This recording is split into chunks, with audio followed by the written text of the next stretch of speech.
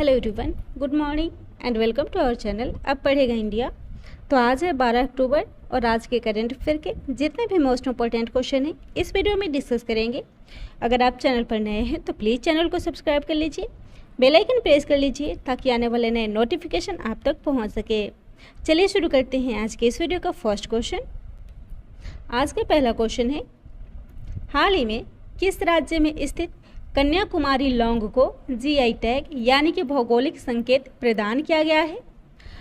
तो इसका right answer होगा ऑप्शन ए तमिलनाडु। कन्याकुमारी तमिलनाडु में स्थित है और कन्याकुमारी लौंग को हाल ही में जीआई टैग मिला है। कन्याकुमारी लौंग जो राज्य के मशहूर मसाले फसलों में से एक है और यह कन्याकुमारी के पहाड़ी क्षेत्रों में उगाई जाती है। लौंग को खाने के उपयोग में लाने के साथ साथ इसमें औषधीय गुणों से भी यह प्रचुर मात्रा में भरी हुई है। कन्याकुमारी लौंग की खास बात यह है कि यह प्रचुर मात्रा में सुगंध तथा इसमें पाई जाने वाली सुगंधित तेलों के लिए जानी जाती है। बात हो रही है तमिलनाडु की, तो राजधानी है चेन्नई, मुख्यमंत्री हैं एम.एस. स्टालिन और राज्यपाल है आर.एन. रवि। वही बात करें तमिलनाडु में विधानसभा सीट की तो वह है 235, राज्यसभा 18, लोकसभा 39, हाई कोर्ट है मद्रास हाई कोर्ट और यहाँ का प्रमुख लोक नृत्य है भरतनाट्यम। जबकि बात करें तमिलनाडु के करेंट अफेयर की तो यहाँ पे अपराधियों की पहचान के लिए फेस रिकॉग्निशन सॉफ्टवेयर को लॉन्च किया गया है। देश का पहला डोर स्टेप हेल्थ केयर योजना यहाँ शुरू की गई है और रामास्वामी पेरियार की जयंती सामाजिक न्याय दिवस के रूप में राज्य में अब मनाई जाएगी। तमिल कवि सुब्रमण्यम भारती की पुण्यतिथि को राज्य में महाकवि दिवस के रूप में मनाए जाने की घोषणा की गई है और भारत का पहला वर्टिकल लिफ्ट रेलवे सी ब्रिज न्यू पंबन ब्रिज का निर्माण भी यहाँ पे किया जा रहा है। अगला क्वेश्चन है, the state of climate services 2021 water नाम से एक रिपोर्ट को हाल ही में किसने जारी किया है? तो इस रिपोर्ट को जारी किया है विश्व मौसम विज्ञान संगठन ने। इसका राइट आंसर होगा ऑप्शन डी विश्व मौसम विज्ञान संगठन। और इस रिपोर्ट में विश्व के क्लाइमेट के साथ साथ पानी और जल प्रदूषण के बारे में सारी महत्वपूर्ण जानकारियां प्रदान की गई है। तो इस रिपोर्ट को जारी किया है वर्ल्ड मेट्रोलॉजिकल ऑर्गेनाइजेशन ने यानी कि विश्व मौसम विज्ञान संगठन ने, जिसकी स्थापना हुई थी 23 मार्च 1950 को और इसका मुख्यालय है जिनेवा, स्विट्जरलैंड। महासचिव हैं पेटेरी तालस और अध्यक्ष हैं गिरहाई एड्रियन। बात हो रही है 2021 में जारी होने वाली रिपोर्ट की। तो इस क्वेश्चन के साथ ही हाल ही में जारी कुछ रिपोर्ट और इंडेक्स को भी देख लेते हैं जो आपके एग्जाम्स के लिए काफ़ी इम्पोर्टेंट हो सकते हैं। हाल ही में ग्लोबल इनोवेशन इंडेक्स को जारी किया गया है जिसमें प्रथम स्थान पर स्विट्जरलैंड है और भारत का इसमें 46वां स्थान है। ग्लोबल फायर पावर इंडेक्स 2021 जारी हुआ है जिसमें प्रथम स्थान पर अमेरिका है, भारत इसमें 4th स्थान पर है।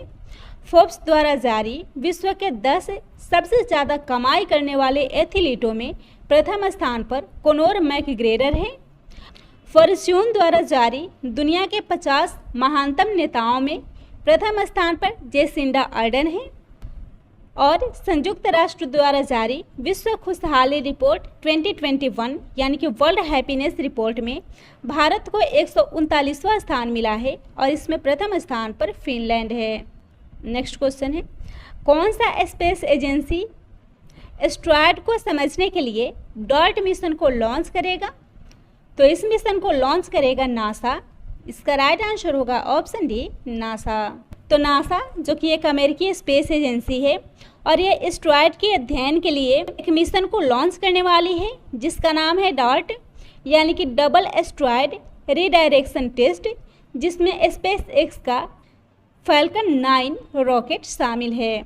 नासा की बात हो रही है तो एक अमेरिकी स्पेस एजेंसी है यानी कि national aeronautics and space administration, जिसकी स्थापना 29 जुलाई 1958 को हुई थी और मुख्यालय है वाशिंगटन डीसी, संयुक्त राज्य अमेरिका। अगला क्वेश्चन है, 11 अक्टूबर को पूरे विश्व भर में कौन सा दिवस मनाया जाता है? इसका राइट आंसर होगा ऑप्शन सी अंतर्राष्ट्रीय बालिका दिवस। तो 11 अक्टूबर को पूरे विश्व भर में अंतर्राष्ट्रीय बालिका दिवस मनाया जाता है और इस दिन को मनाने का उद्देश्य है बालिकाओं के सम्मान वाले चुनौतियों और उनके अधिकारों की सुरक्षा के प्रति लोगों को जागरूक करना। और यह दिवस पहली बार 2012 में मनाया गया था।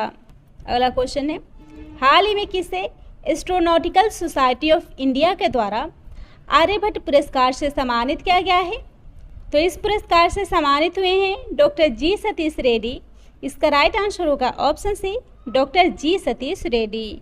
जी सतीश रेड्डी रक्षा अनुसंधान और विकास संगठन के अध्यक्ष हैं, जिन्हें भारत में अंतरिक्ष विज्ञान के प्रचार में उनकी उत्कृष्ट योगदान के लिए युवा राव सैटेलाइट सेंटर बेंगलोर में एक समारोह के दौरान एस्ट्रोनॉटिकल सोसाइटी ऑफ इंडिया के द्वारा आर्यभट्ट पुरस्कार से सम्मानित किया गया है। DRDO की बात हो रही है तो यह एक सैन्य अनुसंधान तथा विकास से संबंधित कार्य करता है। इसका आदर्श वाक्य है बलस्य मूल्यम विज्ञानम। इसकी स्थापना 1958 में हुई थी और मुख्यालय है नई दिल्ली। इस क्वेश्चन में बात हो रही है पुरस्कारों की, तो हाल ही में मिले कुछ पुरस्कारों को भी डिस्कस कर लेते हैं। हाल ही में हॉकी स्टार अवार्ड 2021 की घोषणा की गई है, जिसमें इस पुरस्कार से सम्मानित हुए हैं गौरित Kaur player of the year बनी है महिलाओं की श्रेणी में, हरमनप्रीत सिंह पुरुषों की श्रेणी में player of the month player of the year का अवार्ड मिला है, सविता पुनिया सर्वश्रेष्ठ गोलकीपर बनी है महिलाओं की श्रेणी में, जबकि PR श्रीजेश सर्वश्रेष्ठ गोलकीपर बने हैं पुरुषों की श्रेणी में, शर्मिला देवी को राइजिंग स्टार का अवार्ड मिला है महिलाओं की श्रेणी में और विवेक प्रसाद को यह अवार्ड पुरुषों की श्रेणी में मिला है। अगला क्वेश्चन है, नोबेल शांति पुरस्कार 2021 से किसे सम्मानित किया गया है? तो इसका राइट आंसर होगा ऑप्शन सी ए और बी दोनों, यानी कि मारिया रासा और दामित्री मुरातोव को नोबेल शांति पुरस्कार 2021 से सम्मानित किया गया है। मारिया रासा जो फिलीपींस की पत्रकार हैं और दिमित्री मुरातोव जो रूस के पत्रकार हैं और इन्हें वर्ष 2021 का नोबेल शांति पुरस्कार मिला है और उन्हें स्वतंत्रता के लिए संघर्ष में उनके योगदान के लिए इस पुरस्कार से सम्मानित किया गया है। बात हो रही है नोबेल पुरस्कार की, तो ये इसे स्वीडिश वैज्ञानिक अल्फ्रेड नोबेल की स्मृति में दिया जाता है, जिसकी स्थापना 1895 में की गई थी। पहली बार वर्ष 1901 में रसायन शास्त्र, साहित्य, शांति, भौतिकी शास्त्र तथा औषधि के क्षेत्र में इस पुरस्कार को प्रदान किया गया था और 1968 में अर्थशास्त्र में नोबेल पुरस्कार की स्थापना की गई थी। तो 2021 में अब तक मिले नोबेल पुरस्कारों में रसायन के क्षेत्र में यह पुरस्कार मिला है बेंजामिन लिस्ट और डेविड मैकमिलन को।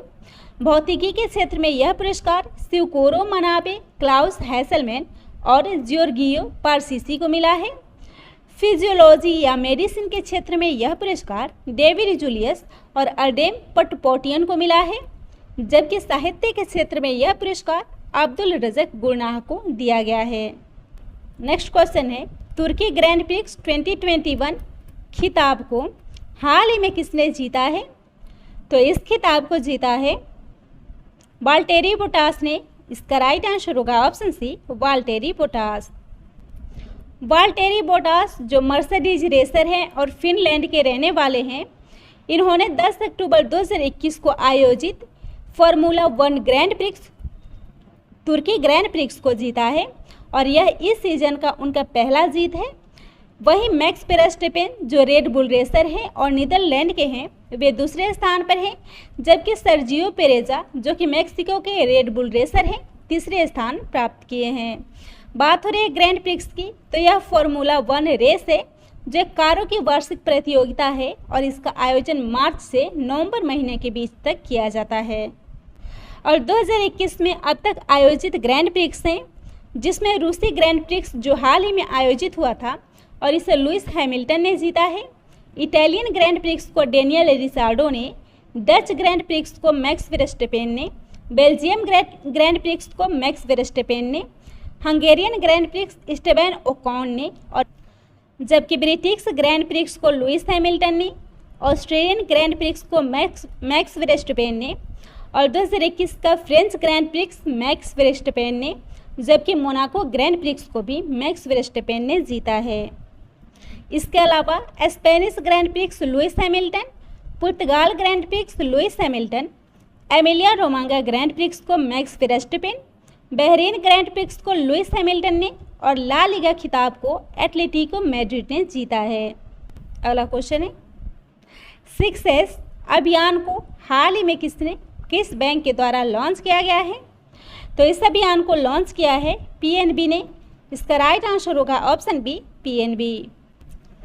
6S अभियान विभिन्न योजनाओं जैसे कि स्वाभिमान, समृद्धि, संपर्क और शिखर, संकल्प और स्वागत को समाहित करता है, जिसका उद्देश्य है देश में वित्तीय सेवाओं के विकास के लिए एक विशेष जागरूकता अभियान चलाना और ऋण वृद्धि में तेजी लाना, साथ ही सामाजिक सुरक्षा योजनाओं की पहुंच में सुधार करना और डिजिटल बैंकिंग को बढ़ावा देना। इसको लॉन्च किया है PNB यानी कि पंजाब नेशनल बैंक ने, जिसका मुख्यालय है नई दिल्ली।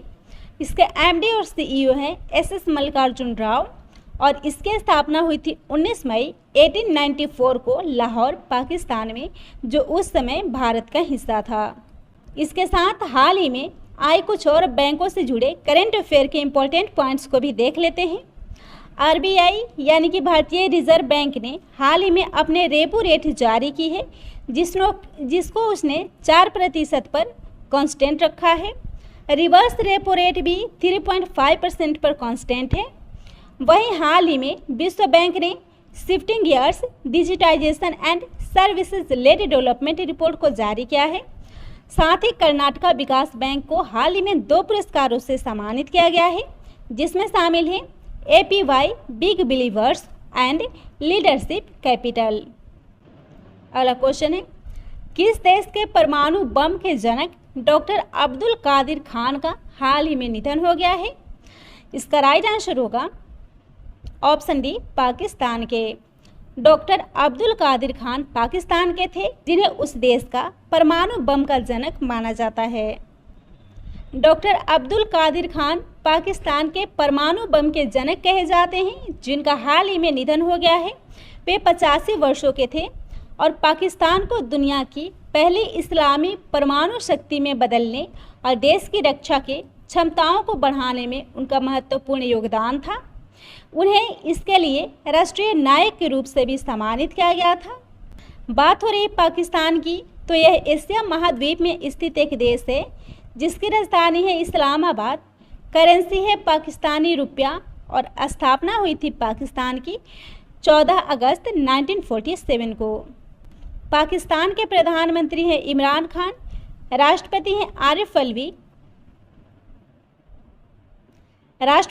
आरिफ अलवी और हाल ही में पाकिस्तान ने अपना स्वदेशी रॉकेट सिस्टम फतह 1 को सफलतापूर्वक लॉन्च किया है।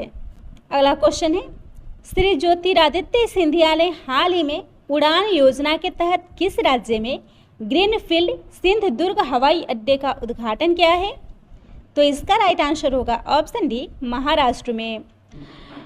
तो ज्योतिरादित्य सिंधिया जी के द्वारा हाल ही में महाराष्ट्र में ग्रीनफील्ड सिंधुदुर्ग हवाई अड्डे का उद्घाटन किया गया है और इस योजना के तहत सिंधुदुर्ग को मुंबई से जोड़ने वाली पहली उड़ान को हरी झंडी भी दिखाई गई है।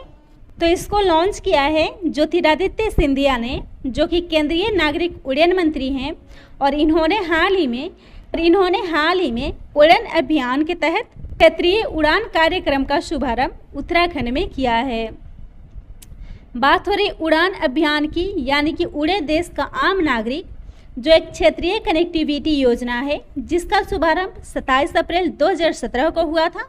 इस योजना का उद्देश्य है क्षेत्रीय हवाई कनेक्टिविटी को बढ़ावा देना तथा आम लोगों के लिए हवाई यात्रा को सस्ता बनाना। अगला क्वेश्चन है किस राज्य की आदित्य महेश्वरी को एक दिन के लिए भारत में ब्रिटिश उच्चायुक्त नियुक्त किया गया है? इसका राइट आंसर होगा ऑप्शन ए राजस्थान। आदित्य महेश्वरी राजस्थान की हैं, जिन्हें एक दिन के लिए भारत में ब्रिटिश उच्चायुक्त नियुक्त किया गया है। अदिति माहेश्वरी दिल्ली विश्वविद्यालय के मिरांडा हाउस कॉलेज से भौतिकी विज्ञान में स्नातक की पढ़ाई कर रही हैं। उन्हें अंतर्राष्ट्रीय बालिका दिवस के अवसर पर एक दिन के लिए भारत में ब्रिटिश उच्चायुक्त नियुक्त किया गया है। 11 अक्टूबर को प्रत्येक वर्ष अंतर्राष्ट्रीय बालिका दिवस मनाया जाता है और इसके लिए 2017 से प्रतिवर्ष इस प्रतियोगिता का आयोजन किया जाता है। इस अखिल भारतीय प्रतियोगिता के विजेता के पास एक दिन के लिए राजनयिक मिशन का नेतृत्व करने का अवसर प्रदान किया जाता है। वे राजस्थान की रहने वाली हैं, तो राजधानी है जयपुर। मुख्यमंत्री अशोक गहलोत, राज्यपाल कलराज मिश्रा। वहीं बात करें राजस्थान के करंट अफेयर की, तो यहाँ हाल ही में प्रशासन शहरों के संग और प्रशासन गांवों के संग अभियान को लॉन्च किया गया है। विधानसभा ने बाल विवाह के पंजीकरण की अनुमति देने का विधेयक पारित किया है। यहाँ के सोजत मेहंदी को हाल ही में जीआई टैग मिला है। यहाँ वैदिक शिक्षा और संस्कार बोर्ड स्थापित करने की घोषणा की गई है। साथ ही मुख्यमंत्री किसान मित्र ऊर्जा योजना यहाँ शुरू की गई है और मुख्यमंत्री अनुप्रति कोचिंग योजना भी यहाँ पे शुरू की गई है। इसके अलावा घर घर औषधि योजना, महिलाओं और बच्चों के लिए पोषण कार्यक्रम, e library web portal, right to health bill लाने वाला यह पहला राज्य है। बाड़मेर में नेशनल हाईवे 925 पर इमरजेंसी लैंडिंग फील्ड का उद्घाटन और इसके अलावा सरकार ने पर्यटकों के साथ दुर्व्यवहार को एक संज्ञेय अपराध भी घोषित किया है। अगला क्वेश्चन है, पारंपरिक चिकित्सा प्रणाली में सहयोग के लिए भारत ने किस देश के साथ एक समझौता किया है? तो इसके लिए भारत ने क्रोएशिया के साथ समझौता किया है। इसका राइट आंसर होगा ऑप्शन बी, क्रोएशिया। और भारत और क्रोएशिया के बीच यह समझौता दोनों देशों के संबंधों को मजबूत करने, शैक्षिक अनुसंधान, नैदानिक और शैक्षिक गतिविधियों, चिकित्सा शिक्षा, प्रशिक्षण और दक्षता निर्माण को बढ़ावा देने की दिशा में एक महत्वपूर्ण कदम है। बात हो रही है क्रोएशिया की, तो राजधानी है जगरेब, राष्ट्रपति हैं जोरान मिलानोविक, प्रधानमंत्री हैं एंड्री प्लेनकोविक, करेंसी है खूना और हाल ही में क्रोएशिया में भारत के राजदूत बने हैं राज श्रीवास्तव। अगला क्वेश्चन है, हाल ही में फिक्की ने वित्त वर्ष 2022 के लिए भारत के जीडीपी की वृद्धि का कितना प्रतिशत अनुमान लगाया है? इसका राइट आंसर होगा ऑप्शन डी, 9.1%। फिक्की के द्वारा 2022 में भारत के जीडीपी का 9.1% वृद्धि का अनुमान लगाया गया है। यानी फिक्की के द्वारा 2021-22 में भारत की जीडीपी 9.1% बढ़ने की अनुमान लगाई गई है, क्योंकि महामारी की दूसरी लहर के बाद अब आर्थिक सुधार अपनी पकड़ मजबूत करती दिखाई दे रही है। फिक्की की बात हो रही थी तो स्थापना हुई थी 1927 में। मुख्यालय है नई दिल्ली। इसके अध्यक्ष हैं हर्षवर्धन नियोतिया और सीईओ हैं संगीता रेड्डी। इसके अलावा हाल ही में फिच के द्वारा भी भारत के 2021-22 के जीडीपी विकास दर की वृद्धि का अनुमान लगाया गया है। इसका दर फिच के द्वारा 8.7% का अनुमान लगाया गया है। विश्व बैंक ने दक्षिण एशिया के लिए चालू वित्त वर्ष रिपोर्ट 2021-22 को जारी की है, जिसमें भारत के सकल घरेलू उत्पादन में 8.3% बढ़ने का अनुमान लगाया है, जबकि भारतीय रिजर्व बैंक ने वर्ष 2022 के सकल घरेलू उत्पाद के विकास के अनुमान को 9.5% रखा है।